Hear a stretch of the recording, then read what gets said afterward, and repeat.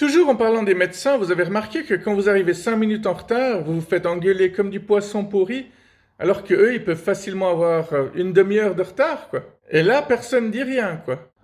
Sur l'autoroute, c'est marqué respecter les distances, plus il y a de distance, plus il y a de sécurité, donc... Mais c'est pas possible. Il y a des gens qui sonnent à ma porte, qui m'empêchent de faire des vidéos. C'est un complot. Donc, je disais donc, sur l'autoroute, ils disent respecter les distances de sécurité. Même là, ils peuvent pas s'empêcher de parler du corona, quoi. Tu sais, il y a des personnes âgées, quand ils voient ta voiture arriver, ils te font signe de ralentissez, ralentissez, alors que tu es déjà à 30 km heure. Ils voudraient quoi, que tu sois à 10 km heure partout, ou bien? Non, mais en soi, si la personne est âgée, c'est pas un problème. Mais si la personne est une bourgeoise et que c'est une véritable snob, là, les problèmes commencent, ouais. Ça rajoute du fil à retordre parce qu'ils se rendent pas compte que tu fais déjà attention. Bon, ce genre de situation, ça énerve surtout quand tu es en retard, même si on sait très bien qu'on ne doit pas rattraper le retard avec la vitesse de la voiture. À une époque, quand tu voyais les gens parler tout seuls dans leur voiture ou parler tout seuls dans la rue, on se disait simplement qu'ils étaient fous. Alors qu'aujourd'hui, les gens sont suffisamment seuls pour qu'ils parlent tout seuls à eux-mêmes, quoi. Alors quand les téléphones portables sont apparus, évidemment, ça faisait bizarre au début de voir les gens parler sans comprendre qu'ils parlaient forcément au téléphone. Mais au jour d'aujourd'hui, c'est tout à fait normal, à mon avis, de se parler à soi-même, d'avoir des dialogues avec des potes imaginaires, parce que c'est quand même une société de merde, quoi. Tu sais, c'est assez marrant quand il y a un motard qui te colle au cul, qui te montre bien qu'il est pressé, puis que dès qu'il a la petite occasion de te dépasser, bah, il le fait.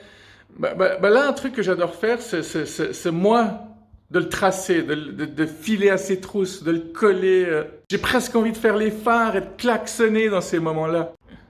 Et c'est dommage qu'ils ont un casque parce que j'adorais voir leurs expressions dans ces moments-là, tu vois. Et dès qu'ils s'arrêtent à un feu rouge, tu te demandes si ça valait vraiment la peine qu'ils fassent tout ce cirque. À ce moment-là, tu as vraiment envie de sortir ta voiture, d'aller vers lui, de lui péter dessus. Ah, c'est pas grave, de toute manière, il sent rien, il a un casque, quoi. Si on voyait leur gueule à travers leur casque, on se marrait 2 fois plus. Hein, ce serait presque aussi jouissif que la chasse, la traque elle-même, hein, lui coller au cul, se lancer à ses trousses. Bon, puis le grand moment de solitude, c'est quand tu remarques qu'en fait, ce motard était à la tête d'une longue file et que tous ses potes s'arrêtent à côté de toi. Là, tu fais un peu moins le malin quand même, hein. Je me demande parfois à quel point la société va se détraquer à force de s'ouvrir. Enfin, je sais pas si dans 6 ans, les gens vont commencer à dire quoi, t'as jamais essayé de séduire ta sœur? Mais putain, on est en 2027, faut évoluer un petit peu, quoi. Bah, quand on y pense, quand tu vois le monde d'aujourd'hui, combien de choses paraissaient totalement impossibles dans le monde de hier? Donc les choses qui paraissent impossibles dans le monde d'aujourd'hui seront fort possibles dans le monde de demain.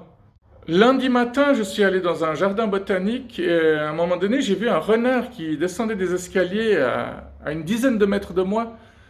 Je lui ai fait un coucou et le renard m'a regardé tout paniqué puis il a disparu. Il avait vraiment la tête de l'animal qui se disait « Putain, mais c'est plus le confinement? Merde !» On décortiquait les insectes patte après patte.